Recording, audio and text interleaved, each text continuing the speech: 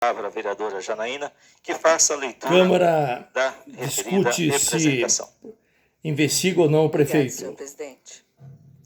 Requerimento de abertura de comissão processante número 20 de 2023. Excelentíssimo senhor presidente da Câmara Municipal de Rolândia, Estado do Paraná. Bruno Evaldo Henrique Couda, Carlos Henrique Berta, Fábio dos Santos Neves. Processante contra o prefeito municipal, senhor Ailton Aparecido Maestro, por infração político-administrativa fundamentada no decreto-lei do de fato e de direito que serão expostos. Os fatos.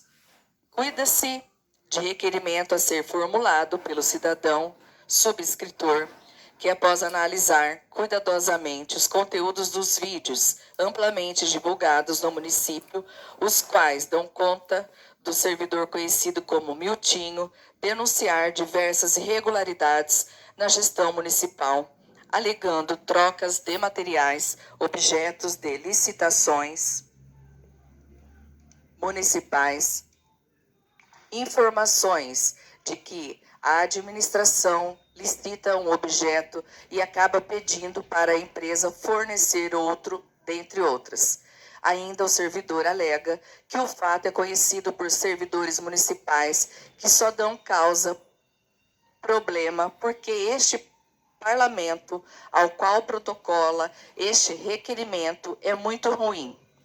Desta forma, notável é que o conteúdo das gravações do servidor comissionado ligado ao grupo político do prefeito municipal, verdadeiro homem de confiança da gestão, atesta diversos crimes de responsabilidade político-administrativos por parte do gestor municipal. Segundo, da negligência da defesa de bens públicos, artigo 4º, inciso 8 do DL 201/67. Consta do relatório final da Comissão Parlamentar de Inquérito CPI diversos argumentos e provas de que o atual gestor municipal praticou a infração político-administrativa passivo de cassação do mandato prevista no inciso 8 do artigo 4º do DL 201 de 1967. Extrai-se dos áudios vazados que o material utilizado para a ponte não tinha concreto, mas tinha que utilizar. Desta forma, colocavam-se materiais licitados em quantidade maior para compensar aquele concreto pego sem licitação. Rememorando o conteúdo do relatório da CPI, que tratou de materiais licitados pela Prefeitura, presidido por essa Câmara Municipal, realmente se encontram imagens que demonstram o descaso com o material utilizado para a mencionada obra. Consta-se as seguintes imagens. Ainda, segundo aquele relatório, os vereadores membros da CPI, que o valor desembolsado para a compra dos materiais expostos foi de R$ 628.665, fruto do pregão eletrônico 028 de 2023. Pois bem, nobres edis, os fatos destacados no relatório se mostram de extrema gravidade, pois se nota que houve negligência da defesa dos bens públicos, cujo valor, somente um pregão, passa da ordem de R$ 600 mil, junto à investidura e em um cargo de prefeito municipal. O gestor se encarrega da sacra função de zelar e cuidar do que é público, de cuidar daquilo que é objeto de satisfazer o sagrado princípio do interesse público. Essa função vai muito além do que aplicar recursos públicos em políticas públicas voltadas para a população. Envolvem também zelar por aquilo que já existe e já é incorporado ao patrimônio público. O assunto é de tamanha importância que é tratado em diversas oportunidades pela legislação pátria. Vejamos. Lei número 8.429 de 92. Dessa forma, não existe zelo pelo material utilizado, incidindo assim artigo 4º, inciso 8 do DL 201 de 67. 3. Da aplicação indevida de verba pública. Artigo 1º, inciso 3 do DL 201 de 67. Destaca-se do áudio que é sabido que cada concreto para cada obra deve respeitar um nível de força e flexibilidade, até que para garantir a qualidade, principalmente a segurança daquela obra. Ao aplicar recursos públicos em compras como estas, pagando por camuflagem de notas, troca de materiais, pega um e fatura outro, o prefeito municipal aplicou indevidamente recurso público naquilo que não se pode garantir a qualidade.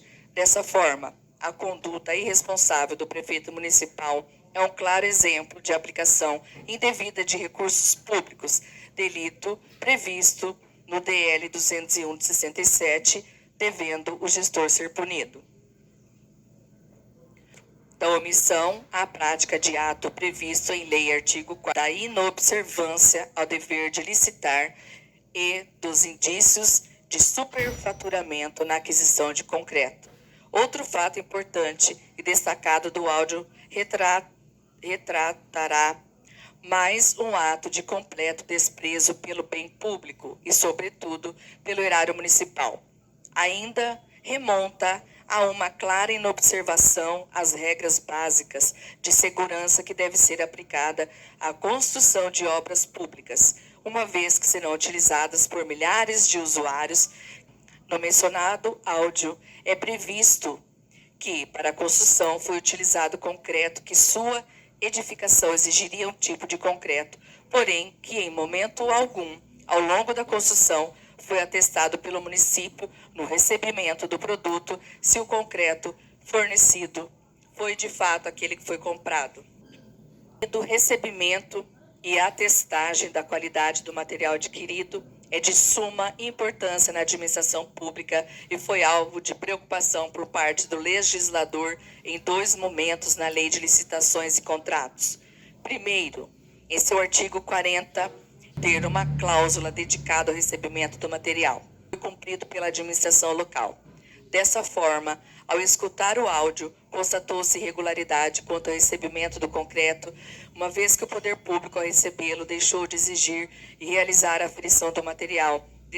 Aprofundando na análise, nota-se que todo o material para a construção da ponte foi fornecido pela Prefeitura, de modo que nada deveria ser fornecido pela empresa vencedora da licitação, a não ser a mão de obra para a execução do serviço.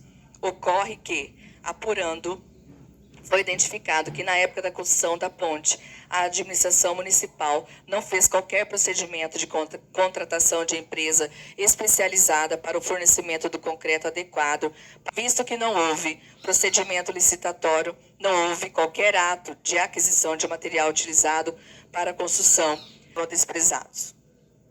Pois bem, senhores vereadores, essa lacuna é sombria e deve ser descortinada em análise que embasou este requerimento. Com a devida vênia nos nobres edis, entendemos que o fato foi muito além do exposto no relatório. É notório que no momento da construção da ponte, a administração municipal forneceu o concreto o qual buscou de qualquer concreteira parceira, entre aspas, sem pouco se preocupar, pois futuramente daria um jeito de pagar aquele fornecimento e fatalmente isso passaria sem a observância do poder geral, se não fosse a CPI instalada. Teve que dar um jeito, entre aspas, de dar um ar de licitude ao fornecimento e pagamento pelo concreto. É uma análise muito clara se eles pegaram o concreto de uma empresa que aceitou fornecer sem contrato. É muito claro que houve uma promessa prévia de que depois seria pago.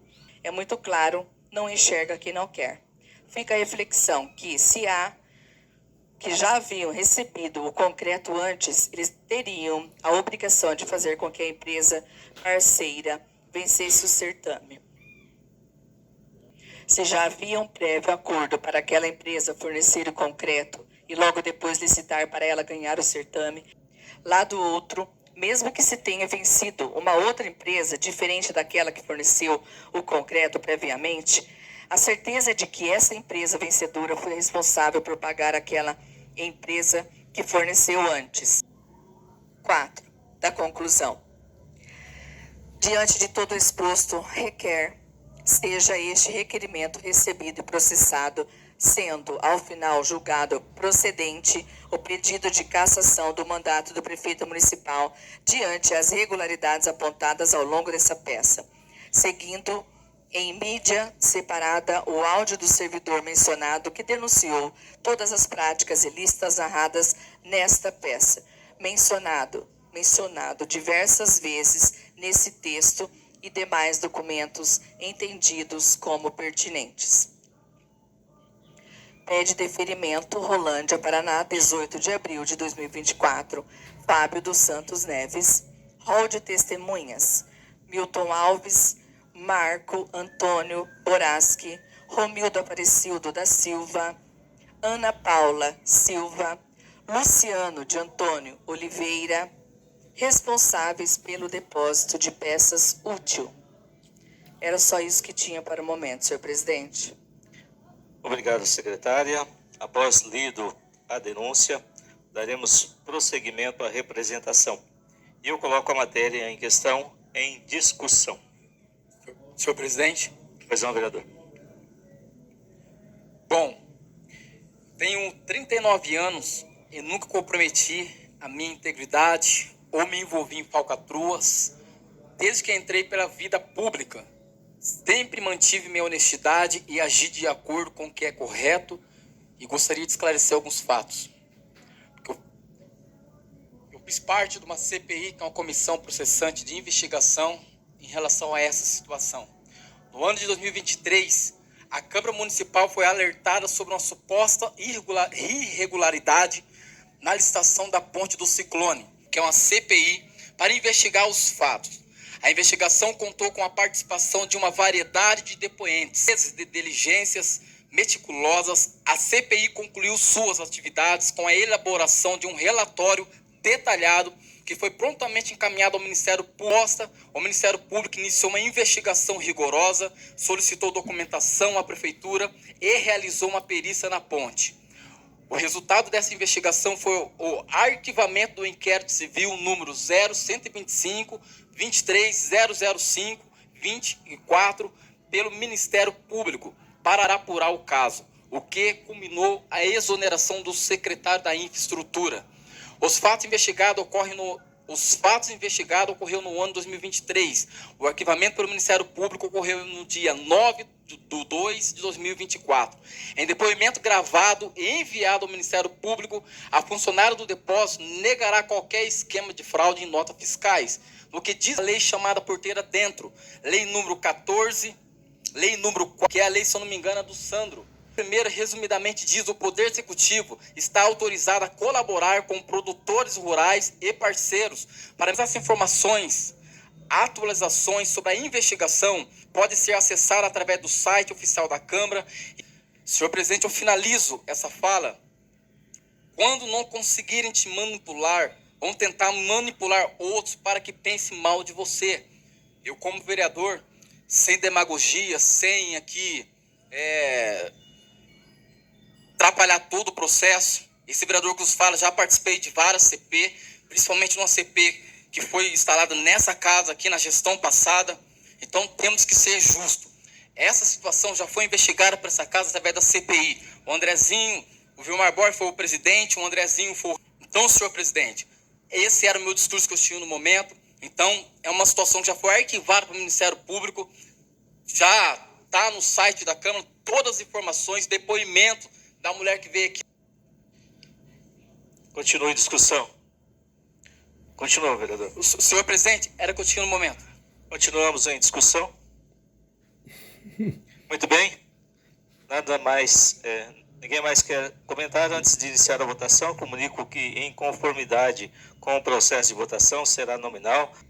Reforçando, informo que, em respeito ao artigo 228 do Regimento Interno, o processo de votação se dará de forma nominal. Ou a vereadora que for favorável à abertura do processo, ou seja, dar prosseguimento à abertura da comissão processante, deve dizer sim. E o vereador ou a vereadora que for contrário à abertura do processo, ou seja, contrário à abertura da comissão processante, deve dizer não. Caso o vereador ou a vereadora queira se abster, diga abstenho-me. Como vota o vereador Andrezinho da Farmácia? Voto não. Como vota a vereadora Cristina Pieretti? Essa vereadora vota não. Como vota o vereador Guilherme Spangenberg? Não. Como vota o vereador Isaac Altino? Voto não. Essa vereadora vota não. Como vota o vereador Ratolino? Voto não. Como vota o vereador Reginaldo Silva? Voto não. Como vota o vereador Rodrigão? Voto não. Como vota o vereador Sandro Leonardo? Voto não. Como vota o vereador Vilmar Boy? Voto não. Era o que tinha para o momento, senhor presidente. Informo que a comissão processante foi rejeitada por 10 votos favoráveis. Nada mais havendo a tratar, agradeço a proteção divina, a bordo dos trabalhos, a presença das senhoras vereadoras, senhores vereadores, dos servidores desta casa, do público presente, dos internautas. Declaro encerrada a sessão. Boa tarde a todos.